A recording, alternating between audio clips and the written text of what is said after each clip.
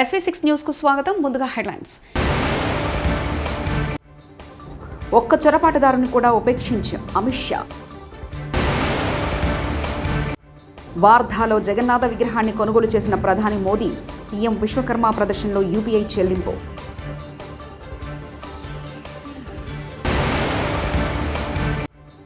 లేపాక్షి సంస్థకు చెందిన కళాకృతులు కలంకారీ వస్త్రాలు పరిశీలించిన ఉప ముఖ్యమంత్రి పవన్ కళ్యాణ్.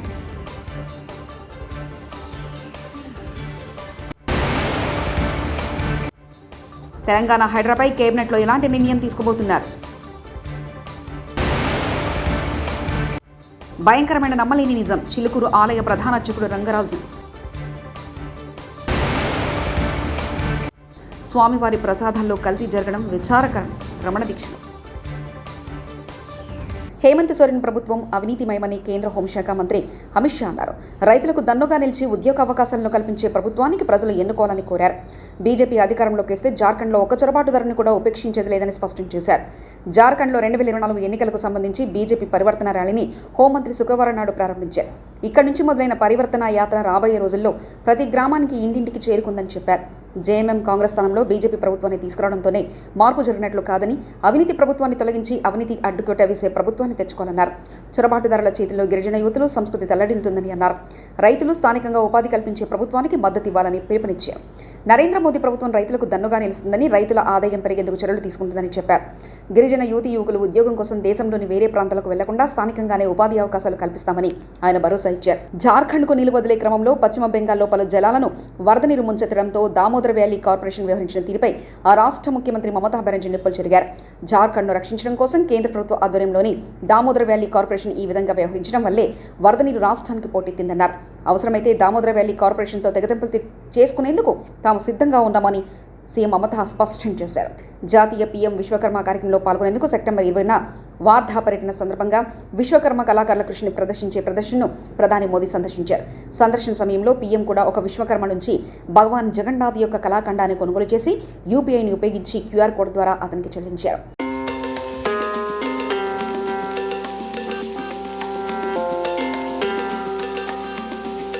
తిరుమల తిరుపతి దేవస్థానం కార్యనిర్వహణ అధికారి శ్యామలారావు మాట్లాడుతూ, టీడీటీ కార్యనిర్వహణాధికారిగా తాను బాధ్యతలు స్వీకరించినప్పుడు ఎంతో పవిత్రంగా భావించి ప్రసాదం అందించే లడ్డు నాణ్యత, కొనుగోలు చేసిన నెయ్యిపై సీఎం ఆందోళన వ్యక్తం చేశారు. లార్డ్ వెంకటేశ్వర స్వామికి వారు దానిని పరీక్ష కోసం ల్యాబ్కు పంపారు. దాని ఫలితం షాకింగ్గా ఉంది. శ్యామలారావు మాట్లాడుతూ, టీడీటీ కార్యనిర్వహణాధికారిగా నేను బాధ్యతలు స్వీకరించినప్పుడు శ్రీ వెంకటేశ్వర స్వామికి ప్రసాదంగా అందించే అత్యంత పవిత్రమైన లడ్డు, కొనుగోలు చేసి నెయ్యి నాణ్యతపై సీఎం ఆందోళన వ్యక్తం చేశారు. నాణ్యతలో ఏదైనా విచలనం పవిత్రం కానిది చేయడానికి కారణమవుతుంది. స్వచ్ఛమైన ఆవు పాల నెయ్యితో సహా ఈ ఆలయ పవిత్రత పునరుద్ధరించేలా చర్యలు తీసుకోవాలని ఆయన కోరారు. మేము ఆ పని ప్రారంభించాం. నెయ్యిలో కల్తీని పరీక్షించడానికి మాకు అంతర్గత ల్యాబ్ లేదని మేము కనుగొన్నాం. బయటి ల్యాబ్లలో కూడా నెయ్యి నాణ్యతను పరిశీలించే వ్యవస్థ లేదు. టెండర్దారులు కోట్ చేసిన రేట్లు లాభసాటిగా లేవు. స్వచ్ఛమైన ఆవు నెయ్యి ఇంత తక్కువ ఖర్చు కాదని ఎవరైనా చెప్పవచ్చు. సరఫరా చేసిన నెయ్యి ల్యాబ్ పరీక్షలో ఉత్తీర్ణత సాధించకపోతే బ్లాక్ లిస్టులో చేయబడుతుందని మేమందరం సరఫరాదారులను హెచ్చరించాం. మేము అన్ని నమూనాలను సేకరించి ఉత్తమ ల్యాబ్కు పంపాం. ఇది ప్రభుత్వ నియంత్రణలో ఉంది మరియు నివేదికలు వచ్చాయి మరియు దిగ్భ్రాంతిని కలిగించాయి. Executive Officer TTD, when I called on Honorable CM, he expressed concern on the quality of ghee procured and the quality of the laddu, which is considered to be very sacred, and it is offered as prasadam to Sri Lord Venkateswara Swami, and any deviation in the quality will cause, it is called doing apavitram, doing something which is not sacred. So he wanted that we should take steps to ensure that the sanctity of the temple is restored by different means, including improving the quality of ghee, getting pure cow milk ghee. So as per that we started working on that. Then we found that there are various reasons why the quality of ghee is not up to the mark. Telangana మంత్రివర్గ సమావేశం ఈ రోజు శనివారం సాయంత్రం జరగనుంది. ముఖ్యమంత్రి రేవంత్ రెడ్డి అధ్యక్షతన జరగనున్న ఈ సమావేశంలో అనేక అంశాలపై చర్చ జరగనుంది. ముఖ్యంగా హైడ్రాకు సంబంధించిన సర్కార్ కీలక నిర్ణయాలు తీసుకునే అవకాశాలు కనిపిస్తున్నాయి. హైడ్రా చట్టబద్ధతపై కేబినెట్లో మంత్రివర్గం నిర్ణయం తీసుకునుంది. హైడ్రాపై వెంటనే ఆర్డినెన్స్ జారీ చేసే అవకాశం ఉంది. ఈరోజు మా ఉప ముఖ్యమంత్రి బట్టి విక్రమార్క గారు ప్రతిపాదన తీసుకొని రావడం జరిగింది. వారి ప్రతిపాదన మేరకు సింగరేణి కార్మికులకు బోనస్ను ప్రకటించడానికి ఇక్కడ మంత్రివర్గ సభ్యులు, ఆ ప్రాంత శాసనసభ్యులు అందరం కూడా ఈ పత్రికా సమావేశంలో మీ ముందుకు రావడం జరిగింది. దీనికి సంబంధించి పూర్తి వివరాలను పాత్రికేయ మిత్రులకు వివరించాల్సిందిగా ఉప ముఖ్యమంత్రి బట్టి విక్రమార్క గారికి సూచన చేస్తున్నాం.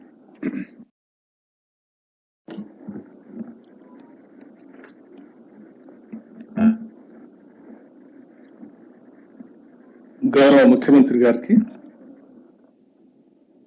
నాతోటి మంత్రివర్గ సహచరులందరికీ, అట్లాగే సింగరేణి సంస్థకు సంబంధించిన పరిసర ప్రాంతాల్లో ఉన్న నా తోటి శాసనసభ్యులందరికీ, పార్లమెంట్ సభ్యులకి, సింగరేణి సంస్థ యాజమాన్యానికి, సింగరేణి సంస్థ కార్మిక సోదరులందరికీ ముందుగా నా హృదయపూర్వకమైనటువంటి నమస్కారాలు.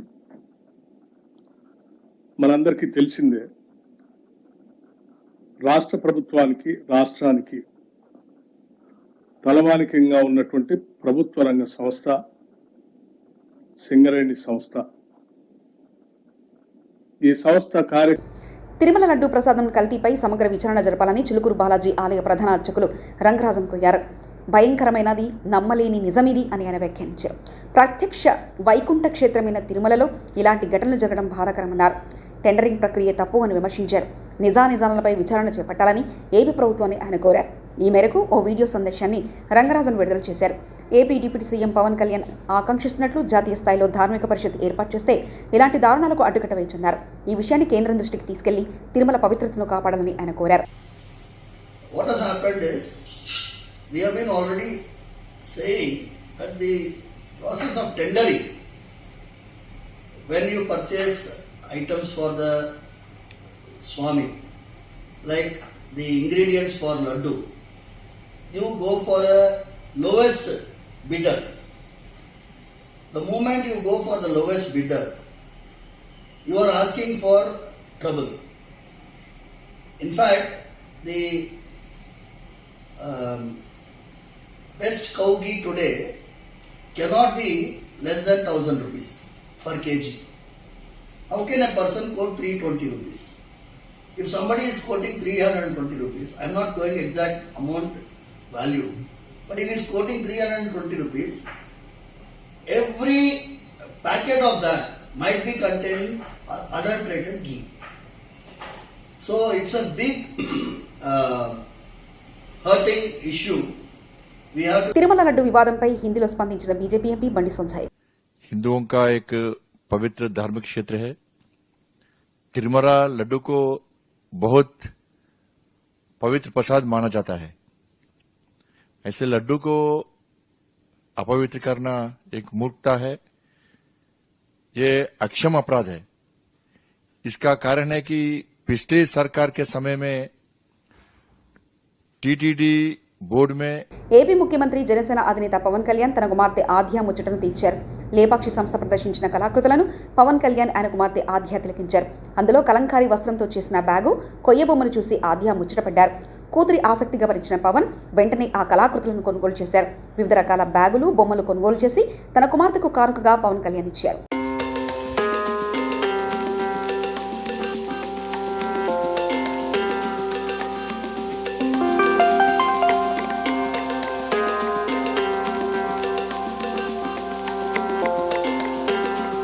తిరుమల ప్రసాదంలో వినియోగించే నెయ్యి కల్తీ జరిగిందంటూ వస్తున్న ఆరోపణలపై మాజీ ముఖ్యమంత్రి వైఎస్ జగన్ స్పందించారు.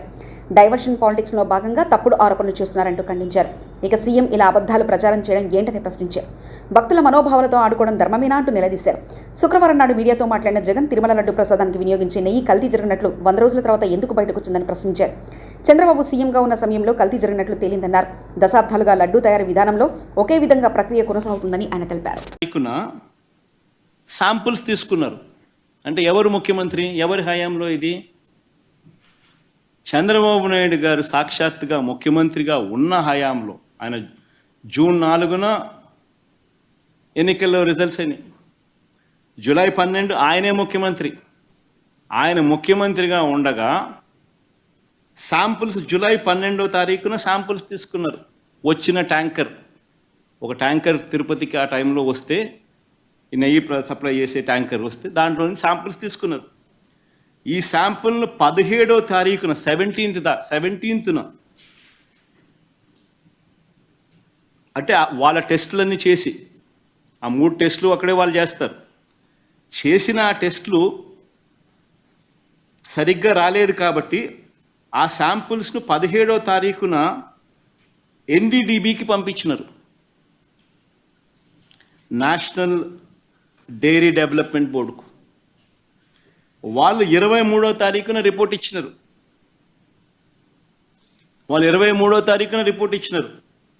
జూలై 23న. అవును, రిజెక్ట్ అయింది. నేను ఒకటే అడుగుతా ఉన్నా, జూలై 23వ తారీఖు నుంచి 2 నెలలు చంద్రబాబు నాయుడు ఏం చేస్తా ఉన్నాడు? 2 నెలల తర్వాత ఇప్పుడు చంద్రబాబు నాయుడు గారి 100 రోజుల పరిపాలన మీద అడ్వర్టైజ్మెంట్ ఇచ్చినప్పుడు ప్రజలు సూపర్ 6 ఏమైంది, సూపర్ 7 ఏమైంది అని చెప్పి ప్రజలు చంద్రబాబు నాయుడు నిలదీస్తూ ఉన్నప్పుడు టాపిక్ డైవర్ట్ చేసేందుకు జూలై 23వ తారీఖున ఇచ్చిన రిపోర్టును ఇప్పుడు తీసి ఆ రిపోర్టును వక్రభాష్యం చేస్తూ ఆ రిపోర్ట్లో నుంచి ఈ మనిషి నోటికొచ్చినట్టుగా ఇష్టం వచ్చినట్టుగా అబద్ధాలు ఆడడం మొదలుపెట్టాడు. ధర్మమేనా అని అడుగుతా ఉన్నా. ఇంకొకటి ఆశ్చర్యకరమైన విషయం కూడా చెప్పాలి. ఆశ్చర్యకరమైన రిపోర్ట్ ఏంటంటే, పోనీ రిపోర్ట్ ఏమిటి అని ఒకసారి చూద్దాం. తిరుమల లడ్డు వివాదంపై స్పందించిన శ్రీవారి మాజీ ప్రధాన అర్చకుడు రమణ దీక్షితులు లడ్డును కల్తీ చేయడం అనేది చాలా విచారకరమైన విషయం. గత ప్రభుత్వ హయాంలో తిరుమల ప్రసాదాలపై అనేకసార్లు ఫిర్యాదులు చేసినా అధికారులు పట్టించుకోలేదు. ల్యాబ్ రిపోర్టు ఆధారంగా లడ్డు ప్రసాదంలో వెజిటబుల్ ఫ్యాట్, యానిమల్ ఫ్యాట్లు ఉన్నట్లు తెలిసిందే. నాణ్యతపై లోపాలు ఎత్తి చూపినందుకు గత ప్రభుత్వం అనేక ఇబ్బందులకు గురి చేసిందంటూ శ్రీవారి మాజీ ప్రధాన అర్చకులు రమణ దీక్షితులు తెలిపారు. చూసే పాపం కూడా మనం చేశామా అనిపిస్తుంది ఒక్కొక్కసారి. దీన్ని ఎన్నోసార్లు అప్పటి ఈఓ గారికి, చైర్మన్ గారికి దృష్టికి తీసుకెళ్ళి, ఇలా ప్రసాదాల నాణ్యత సరిగ్గా లేదు, ముందులాగా లేదు, ప్రసాదాల పరిమాణాలు స్వామివారికి సరిగ్గా నివేదన కావడం లేదు, సరైన ఆగమ ఉక్తమైన కాలాల్లో స్వామివారికి నైవేద్యాలు జరగడం లేదని ఎన్నోసార్లు దృష్టికి తీసుకెళ్ళాం. కానీ లాభం లేకపోయింది. దీనికి మరొక కారణం, నాది ఒంటరి పోరాటం అయిపోయింది. నాకు ఈ విషయాల్లో సహకరించేదానికి నా తోటి అర్చకులు ఎవరూ కూడా వారి వారి వ్యక్తిగత కారణాల వల్ల ముందుకు రాలేదు. ప్రధాన పరిచారకులైన వాళ్ళు రాలేదు. కాబట్టి ఇది ఈ 5 ఏళ్ళు నిరభ్యంతరంగా ఈ మహాపాపం జరిగిపోయింది. ఫలితాలు కూడా నేను చూశాను, ల్యాబ్ రిపోర్ట్స్ చూశాను. ఇందులో కూడా vegetable fat, animal fat. Bheemgal municipality ఆధ్వర్యంలో స్వచ్ఛతా హీ సేవ 2024 కార్యక్రమంలో భాగంగా పట్టణంలోని 3వ వార్డు ప్రజలకు తడి చెత్త, పొడి చెత్తపై అవగాహన కార్యక్రమం మరియు పరిసరాలను పరిశుభ్రంగా ఉంచుకోవాలని అవగాహన కల్పించడం జరిగిందని మున్సిపల్ కమిషనర్ వై రామకృష్ణ తెలిపారు. పట్టణంలోని దుకాణదారులంతా ప్లాస్టిక్ కవర్లు వాడవద్దని అన్నారు. మాంసం వ్యాపారులు తప్పనిసరిగా పరిశుభ్రత పాటించాలని మరియు ప్లాస్టిక్ కవర్లు వాడవద్దని కమిషనర్ అన్నారు. స్వచ్ఛతా హీ సేవ కార్యక్రమం ఈ నెల 15 నుంచి అక్టోబర్ 2 వరకు నిర్వహించడం జరుగుతుందని తెలిపారు. ఈ కార్యక్రమంలో పట్టణ ప్రజలందరూ భాగస్వాములు కావాలన్నారు. పుణ్యగురులో ఇది మా మంచి ప్రభుత్వం కార్యక్రమంలో పాల్గొన్న ఎంపీ మత్కుపల్లి శ్రీభరత్ మరియు ఎమ్మెల్యే కోళ్ల లలితా కుమారి. ఎస్కోట పట్టణ కేంద్రంలో గల పుణ్యగిరిలో నిర్వహించిన ఇది మంచి ప్రభుత్వం కార్యక్రమంలో పాల్గొన్న విశాఖ పార్లమెంట్ సభ్యులు మత్తుకపల్లి శ్రీభరత్ మరియు శృంగవరపుకోట నియోజకవర్గ ఎమ్మెల్యే కోళ్ల లలితాకుమారి. ఆంధ్రప్రదేశ్లో కూటమి ప్రభుత్వం ఏర్పడి 100 రోజులైన సందర్భంగా ఆంధ్రప్రదేశ్ ముఖ్యమంత్రి నారా చంద్రబాబు నాయుడు మరియు ఉప ముఖ్యమంత్రి పవన్ కళ్యాణ్ ఆదేశాల మేరకు రాష్ట్ర వ్యాప్తంగా ఇది మంచి ప్రభుత్వం కార్యక్రమం నిర్వహించడం జరిగింది. ఎంపీ శ్రీభరత్ మాట్లాడుతూ గత ప్రభుత్వ హయాంలో రాష్ట్రంలో అభివృద్ధి కుంటుపడిందని, ప్రజా సంక్షేమం ఈ కూటమి ప్రభుత్వ లక్ష్యమని, ఎన్నికల్లో ఇచ్చిన హామీలు తూచ తప్పకుండా పాటిస్తున్నామన్నారు. అదేవిధంగా స్థానిక సంస్థలకి రావాల్సిన డబ్బులు 1452 కోట్లు అన్ని పంచాయతీలకు కూడా రిలీజ్ చేయడం అనేది టీవీలో అన్నింటిలో చూస్తున్నాము. విజయవాడలో ఏ స్థాయిలో వరద వచ్చింది, ఎంత ప్రమాదకరంగా కూడా ఇవాళ ప్రజల వద్దకు ఎన్డీఏ కూటమి ప్రభుత్వంలో ఉన్న అధికారులు ఒక కుటుంబంలో ప్రజాప్రతినిధులు కలిపి ప్రజల దగ్గరకు వెళ్ళి గత ప్రభుత్వ నిర్లక్ష్య కారణంగా అనేక ఒడిదొడుకులు అప్పులు రాష్ట్రంలో ఉన్న ఎన్డీఏ కూటమి ప్రభుత్వానికి 5 కోట్ల మంది ప్రజలు ఒక్క చొరబాటుదారుని కూడా ఉపేక్షించాం అమిత్ షా. వార్ధాలో జగన్నాథ విగ్రహాన్ని కొనుగోలు చేసిన ప్రధాని మోదీ. పీఎం విశ్వకర్మ ప్రదర్శనలో యూపీఐ చెల్లింపు.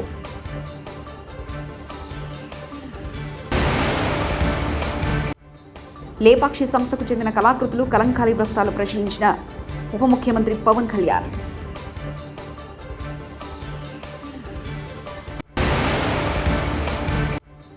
తెలంగాణ హైడ్రాపై కేబినెట్లో ఎలాంటి నిర్ణయం తీసుకోబోతున్నారు? భయంకరమైన నమ్మలేని నిజం. చిలుకూరు ఆలయ ప్రధాన అర్చకుడు రంగరాజు. స్వామివారి ప్రసాదాల్లో కల్తీ జరగడం విచారకరం. రమణ దీక్ష. ఇవి బులెటిన్ విశేషాలు. చూస్తూనే ఉండండి SV6 న్యూస్.